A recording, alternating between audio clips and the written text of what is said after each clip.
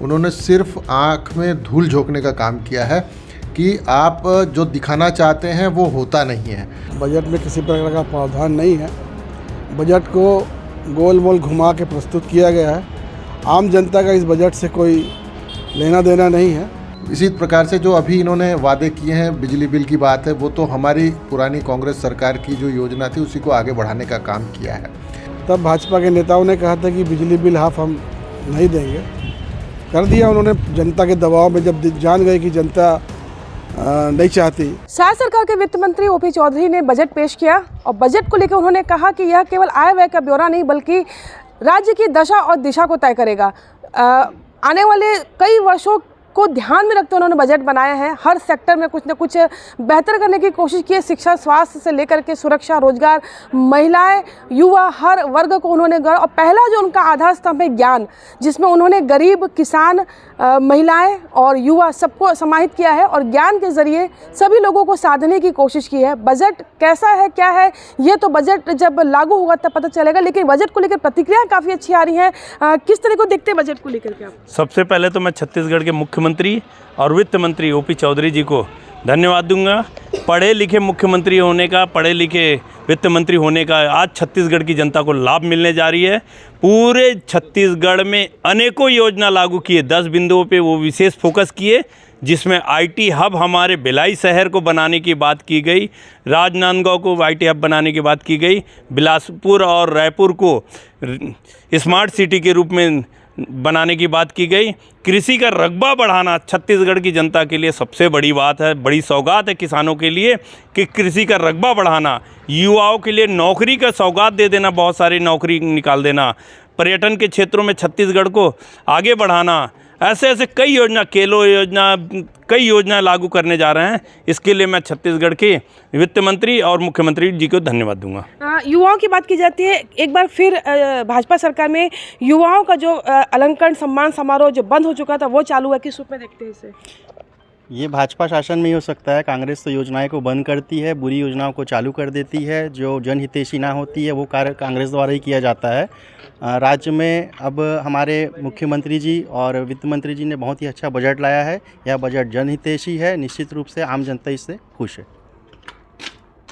महिलाओं की भी बात हुई है, किसानों की बात हुई है, तेंदुपत्ता संग्रह को भी पैसा बढ़ा हुआ है, सब चीज़ अच्छी बताई जा रही। क्या है, वाकई होगा ये सब चीज़?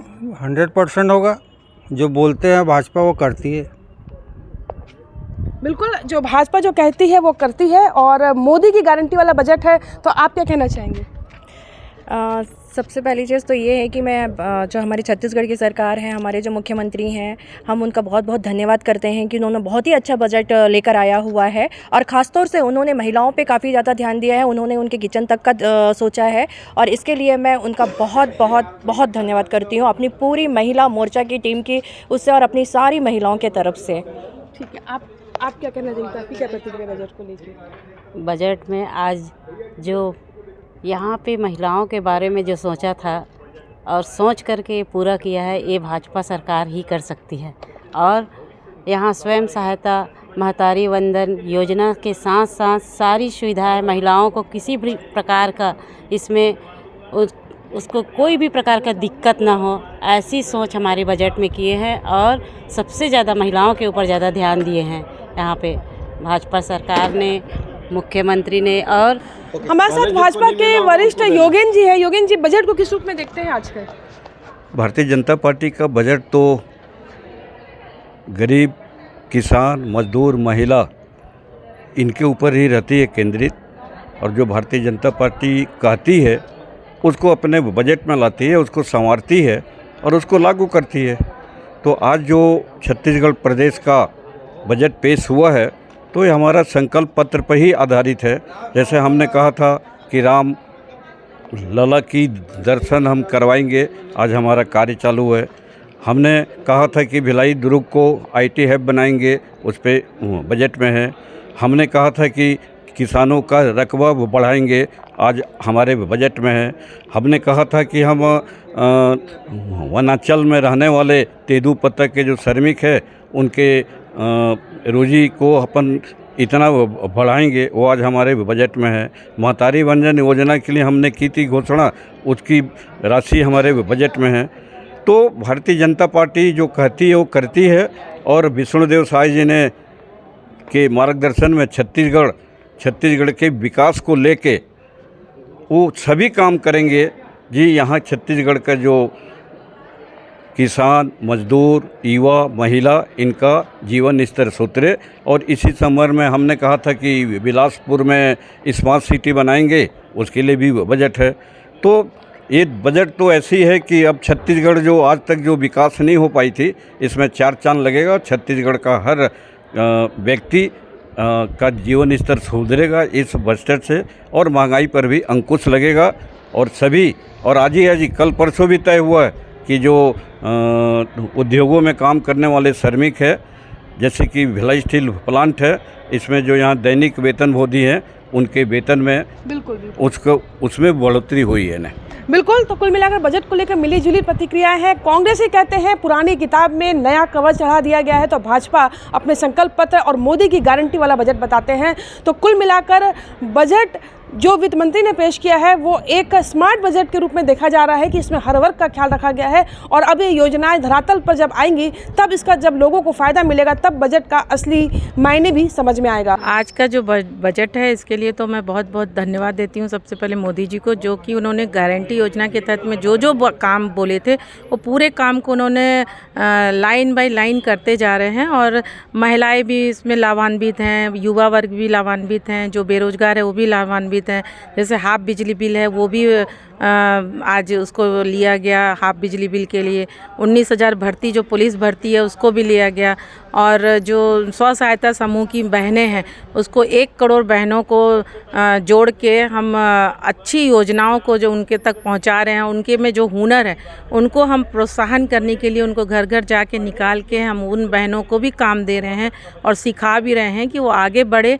इससे देश में जो महिला शक्ति है वो बढ़ेगी। और इस बजट का तो मैं बहुत बहुत आभार व्यक्त करती हूँ कि ये अच्छा बजट आया। आप क्या कहेंगे? बजट है, पहला है भाजपा सरकार का छत्तीसगढ़ का इस बार की। हाँ, मैं तो दीदी ने तो कह दिया कि सब कुछ बहुत अच्छा है और सब लोग बहुत खुश हैं। और मैं थोड़ा सा विषय से हट करके मैं ये कहूँगी कि अभी जो आज जिस उस पर बैठक हुई थी, मोदी जी ने जो कहा सबका साथ सबका विकास, तो आज जो सहायता समूह की बहनें आई थी, उनसे भी बातचीत हुई, तो उसमें अल्पसंख्यक बहनें भी आई हुई थी, मुस्लिम बहनें। तो उनसे भी हमारी बातें, हमने उनसे ये भी कहा कि भैया ने कहा कि देखो सबका साथ सबका विकास। बजट बात कर रही हूँ मैं। हाँ, तो बजट में भी ये कि देखिए सबके लिए बहुत ही वो भी आ गई है, मेहतारी वंदन योजना भी गई, घर भी आ रहा है। और महिलाओं को बजट में महिलाओं का सबसे ज़्यादा फ़ायदा हो रहा है और सब लोग बहुत खुश हैं। और मैं ये चाहूँगी, एक मिनट ना, मैं ये चाहूँगी आज जो बहनें आई थी उनसे भी कि उन लोग जब लाभ ले रहे हैं, और आज पूछा गया, तो बस हम ये कहेंगे कि जब आप सब चीज़ों का लाभ ले रहे हैं और जो हमारे लिए कुछ कर रहा है हमको उनके लिए करना, तो उन बहनों के लिए मैं एक प्रार्थना करूँगी। और ये कि वो लोग अपनी और बहनों को ये कहे जो सब लाभ ले रहे हैं, जो हमको कुछ कर रहा है हमको उनके लिए कुछ करना है। बिल्कुल। ये जो मोदी जी ने जो जितने भी वादे किए थे आज जो है सही पूरे हो रहे हैं। और जो मातारी जो वंदना है, तो आजकल महिलाएं इतनी खुश है कि सब घर घर से निकल कर आंगनबाड़ी में जा रही है और अपने फॉर्म भरवा रही है और सबको एक दूसरे को बता रही है कि जो मोदी जी ने जो वादा किया है वो पूरा होने वाला है, मिलने वाला है। और सभी में इतनी मतलब खुशहाली छाई हुई है महिलाओं में, हमारे जब से मोदी जी आए, और हम चाहते आगे के लिए भी हमारे मोदी जी आए। हम सबका आप क्या कहेंगे बजट को लेकर के? जिस तरीके से एक आम महिला होने के नाते घर के बजट की बात करते, कोई टैक्स नहीं बढ़ाया गया है और मेहतारी वंदन योजना भी आ रही है, महिलाओं के बारे में सोचा गया है, चाहे वो आंगनबाड़ी से ले करके क्यों एक स्वसहायता समूह तक के महिलाओं के लिए, युवाओं के लिए सोचा गया। क्या कहना चाहेंगे? निश्चित रूप से स्वागत योग्य बजट आया है। और हमारे समाज की जो सबसे छोटी इकाई परिवार होता है, और परिवार की धुरी जो महिला होती है, महिलाओं को ध्यान में रख करके इसकी योजना इसके इर्द गिर्द हैं, जिसमें स्व सहायता समूह और NGO भी है। तो निश्चित रूप से ये बड़े हर्ष की बात है कि बजट स्वागत योग्य है। छत्तीसगढ़ का जो बजट है वो बहुत घटिया बजट है। बजट में किसी प्रकार का प्रावधान नहीं है। बजट को गोल मोल घुमा के प्रस्तुत किया गया है। आम जनता का इस बजट से कोई लेना देना नहीं है। और आने वाले समय में जो इस छत्तीसगढ़ के नागरिक हैं उनको इस बजट का कोई लाभ नहीं मिलने वाला है। जिस तरीके से हाफ बिजली बिल की योजना इसमें कंटिन्यू की गई है, युवाओं को खेल रत्न की बात की गई है, शिक्षा में बहुत सारे प्रावधान किए गए हैं, तो उसे किस जब इनकी सरकार बनी थी तब भाजपा के नेताओं ने कहा था कि बिजली बिल हाफ हम नहीं देंगे, कर दिया उन्होंने जनता के दबाव में। जब जान गए कि जनता नहीं चाहती तो जन दबाव में उन्होंने किया है, उन्होंने अपने मर्जी से सब नहीं किया है। और वो जो कुछ भी कहते हैं ना वो करते नहीं है, उसका उल्टा करते हैं। बल्कि इसके विपरीत भूपेश बघेल जी का जो बजट था, भूपेश बघेल की जो योजनाएं थी, वही योजनाओं का नाम बदल कर ये लोग उसका उपयोग कर रहे हैं और ये दिखा रहे हैं कि हम लोग छत्तीसगढ़ के लिए बहुत अच्छा काम कर रहे हैं। ऐसा कुछ नहीं है। भारतीय जनता पार्टी का जो बजट है ढकोसला है। देखिए, आज प्रस्तुत छत्तीसगढ़ का बजट जो है पूरी तरीके से पुरानी किताब पे नया कवर चढ़ाने जैसा है।